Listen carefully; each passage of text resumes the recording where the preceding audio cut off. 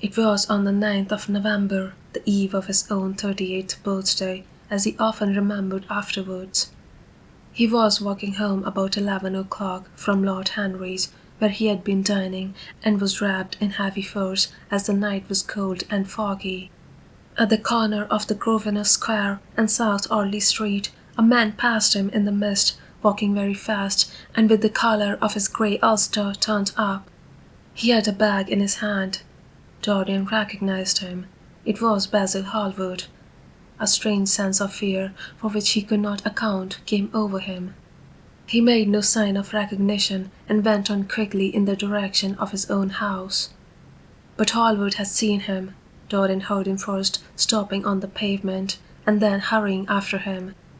In a few moments his hand was on his arm. "Dorian, what an extraordinary piece of luck! I have been waiting for you in your library ever since 9 o'clock. Finally, I took pity on your tired servant and told him to go to bed, as he let me out. I'm off to Paris by the midnight train, and I particularly wanted to see you before I left. I thought it was you, or rather your fur coat, as you passed me, but I wasn't quite sure. Don't you recognize me? In this fog, my dear Basil? Why, I can't even recognize Grosvenor Square. I believe my house is somewhere about here, but I don't feel at all certain about it. I'm sorry you're going away, as I've not seen you for ages, but I suppose you'll be back soon." "No, I'm going to be out of England for 6 months. I intend to take a studio in Paris and shut myself up till I have finished a great picture I have in my head. However, it wasn't about myself I wanted to talk. Here we are at your door. Let me come in for a moment. I have something to say to you." "I shall be charmed, but won't you miss your train?" said Dorian Gray languidly as he passed up the steps and opened the door with his latchkey. The lamplight struggled out through the fog, and Hallward looked at his watch. "I have heaps of time," he answered. "The train doesn't go till 12:15, and it is only just 12. In fact, I was on my way to the club to look for you when I met you. You see, I shan't have any delay about luggage, as I've sent on my heavy things. All I have with me is in this bag, and I can easily get to Victoria in 20 minutes. Dorian looked at him and smiled. What a way for a fashionable painter to travel. A Gladstone bag and an ulster. Come in, or the fog will get into the house. And mind, you don't talk about anything serious. Nothing is serious nowadays. At least, nothing should be." Hallward shook his head as he entered and followed Dorian into the library. There was a bright wood fire blazing in the large open hearth. The lamps were lit, and an open Dutch silver spirit case stood with some siphons of soda water and large cut-glass tumblers on a little marquetry table. "You see, your servant made me quite at home, Dorian. He gave me everything I wanted, including your best gold-tipped cigarettes. He's a most hospitable creature. I like him much better than the Frenchman you used to have. What has become of the Frenchman, by the by?" Dorian shrugged his shoulders. "I believe he married Lady Radley's maid, and has established her in Paris as an English dressmaker. Anglomania is very fashionable over there now, I hear. It seems silly of the French, doesn't it? But do you know, he was not at all a bad servant. I never liked him, but I had nothing to complain about. One often imagines things that are quite absurd. He was really very devoted to me, and seemed quite sorry when he went away. Have another brandy and soda? Or would you like hock and seltzer? I always take hock and seltzer myself. There is sure to be some in the next room." "Thanks, I won't have anything more," said the painter, taking his cap and coat off and throwing them on the bag that he had placed in the corner. "And now, my dear fellow, I want to speak to you seriously. Don't frown like that. You make it so much more difficult for me." "What is it all about?" cried Dorian in his petulant way, flinging himself down on the sofa. I hope it is not about myself. I'm tired of myself tonight. I should like to be somebody else." "It is about yourself," answered Hallward in his grave, deep voice. "And I must say it to you, I shall only keep you half an hour." Dorian sighed and lit a cigarette. "Half an hour," he murmured. "It is not much to ask of you, Dorian, and it is entirely for your own sake that I am speaking. I think it right that you should know that the most dreadful things are being said against you in London. I don't wish to know anything about them. I love scandals about other people, but scandals about myself don't interest me. They have not got the charm of novelty." "They must interest you, Dorian. Every gentleman is interested in his good name. You don't want people to talk of you as something vile and degraded. Of course, you have your position and your wealth and all that kind of thing. But position and wealth are not everything. Mind you, I don't believe these rumors at all. At least I can't believe them when I see you. Sin is a thing that writes itself across a man's face. It cannot be concealed. People talk sometimes of secret vices. There are no such things. If a wretched man has a vice, it shows itself in the lines of his mouth, the droop of his eyelids, the moulding of his hands even.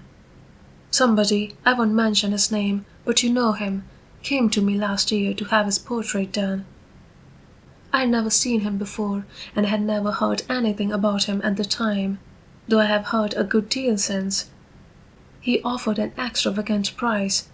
I refused him. There was something in the shape of his fingers that I hated. I know now that I was quite right in what I fancied about him. His life is dreadful. But you, Dorian, with your pure, bright, innocent face and your marvellous untroubled youth, I can't believe anything against you. And yet I see you very seldom, and you never come down to the studio now, and when I'm away from you, and I hear all these hideous things that people are whispering about you, I don't know what to say. Why is it, Dorian, that a man like the Duke of Berwick leaves the room of a club where you enter it? Why is it that so many gentlemen in London will neither go to your house or invite you to theirs? You used to be a friend of Lord Staveley. I met him at dinner last week. Your name happened to come up in conversations, in connection with the miniatures you have lent to the exhibition at the Dudley. Staveley curled his lip and said that you might have the most artistic tastes, but that you were a man whom no pure-minded girl should be allowed to know, and whom no chaste woman should sit in the same room with. I reminded him that I was a friend of yours, and asked him what he meant. He told me right out before everybody. It was horrible. Why is a friendship so fatal to a young man? There was that wretched boy in the Guards who committed suicide. You were his great friend.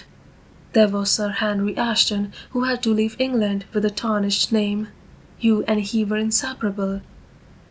What about Adrian Singleton and his dreadful end? What about Lord Kent's only son and his career? I met his father yesterday in St. James's Street. He seemed broken with shame and sorrow. What about the young Duke of Perth? What sort of life has he got now? What gentleman would associate with him? Stop, Basil.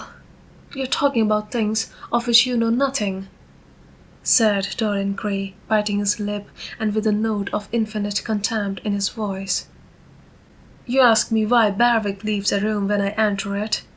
It is because I know everything about his life, not because he knows anything about mine. With such blood as he has in his veins, how could his record be clean? You ask me about Henry Ashton and young Perth. Did I teach the one his vices and the other his debauchery? If Kent's silly son takes his wife from the street, what is that to me? If Adrian Singleton writes his friend's name across a bill, am I his keeper? I know how people chatter in England. The middle classes air their moral prejudices over their gross dinner tables, and whisper about what they call the profligacies of their betters, in order to try and pretend that they are in smart society and on intimate terms with the people they slander. It is enough for a man to have distinction and brains for every common tongue to wake against him. And what sort of lives do these people who pose as being moral lead themselves? My dear fellow, you forget that we are in the native land of the hypocrite. Dorian, cried Hallward, that is not the question. England is bad enough, I know, and English society is all wrong. That is the reason why I want you to be fine. You have not been fine. One has a right to judge of a man by the fact he has over his friends. Yours seem to lose all sense of honor, of goodness, of purity. They have gone down into the depths. You led them there. Yes, you led them there, and yet you can smile as you are smiling now. And there's worse behind. I know you and Harry are inseparable. Surely for that reason, if for none other, you should not have made his sister's name a byword. Take care, Basil. You go too far. I must speak, and you must listen. You shall listen. When you met Lady Gwendolen, not a breath of scandal had ever touched her. Is there a single decent woman in London now who would drive with her in the park? Why, even her children are not allowed to live with her. Then there are other stories that you have been seen creeping at dawn out of dreadful houses and slinking in disguise into the foulest dens in London. Are they true? Can they be true? When I first heard them, I laughed. I hear them now, and they make me shudder. What about your country house and the life that is led there? Dorian, you don't know what is said about you. I won't tell you that I don't want to preach to you. I remember Harry saying once that every man who turned himself into an amateur curate for the moment always began by saying that, and then proceeded to break his word. I do want to preach to you. I want you to lead such a life as will make the world respect you. I want you to have a clean name and a fair record. I want you to get rid of the dreadful people you associate with. Don't shrug your shoulders like that. Don't be so indifferent. You have a wonderful influence. Let it be for good, not for evil. They say that you corrupt everyone with whom you become intimate, and that it is quite sufficient for you to enter a house for shame of some kind to follow after. I don't know whether it is so or not. How should I know? But it is said of you. I am told things that it seems impossible to doubt. Lord Gloucester was one of my greatest friends at Oxford. He showed me a letter that his wife had written to him when she was dying alone in her villa at Mentone. Your name was implicated in the most terrible confession I ever read. I told him that it was absurd, that I knew you thoroughly, and that you were incapable of anything of the kind. Know you? I wonder, do I know you? Before I could answer that, I should have to see your soul. To see my soul? Muttered Dorian Gray, starting up from the sofa and turning almost white from fear. Yes, answered Hallward gravely and with deep-toned sorrow in his voice. To see your soul, but only God can do that. A bitter laugh of mockery broke from the lips of the younger man. You shall see it yourself tonight, he cried, seizing a lamp from the table. Come, it is your own handiwork. Why shouldn't you look at it? You can tell the world all about it afterwards, if you choose. Nobody would believe you. If they did believe you, they would like me all the better for it. I know the age better than you do, though you will prate about it so tediously. Come, I tell you, you have chattered enough about corruption. Now you shall look on it face to face. There was the madness of pride in every word he uttered. He stamped his foot upon the ground in his boyish, insolent manner. He felt a terrible joy at the thought that someone else was to share his secret, and that the man who had painted the portrait that was the origin of all his shame was to be burdened for the rest of his life with the hideous memory of what he had done. Yes, he continued, coming closer to him and looking steadfastly into his stern eyes. I shall show you my soul. you shall see the thing that you fancy only God can see." Hallward started back. "This is blasphemy, Dorian," he cried. "You must not say things like that. They are horrible and they don't mean anything." "You think so?" He laughed again. "I know so. As for what I said to you tonight, I said it for your good. You know I have been always a stanch friend to you." "Don't touch me. Finish what you have to say." A twisted flash of pain shot across the painter's face. He paused for a moment, and a wild feeling of pity came over him. After all, what right had he to pry into the life of Dorian Gray? If he had done a tithe of what was rumoured about him, how much he must have suffered.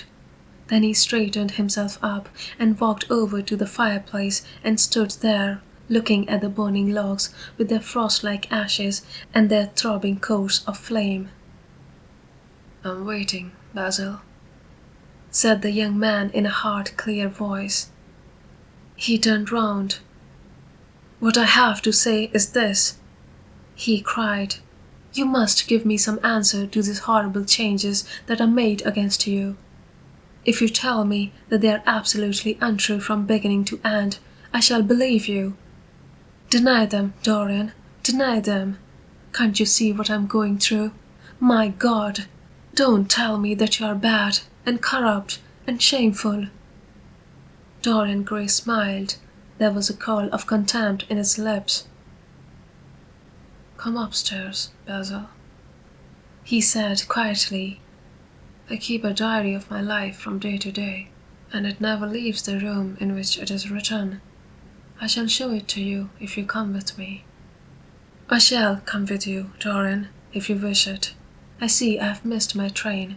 That makes no matter. I can go tomorrow. But don't ask me to read anything tonight. All I want is a plain answer to my question." "That shall be given to you upstairs. I could not give it here. You will not have to read long.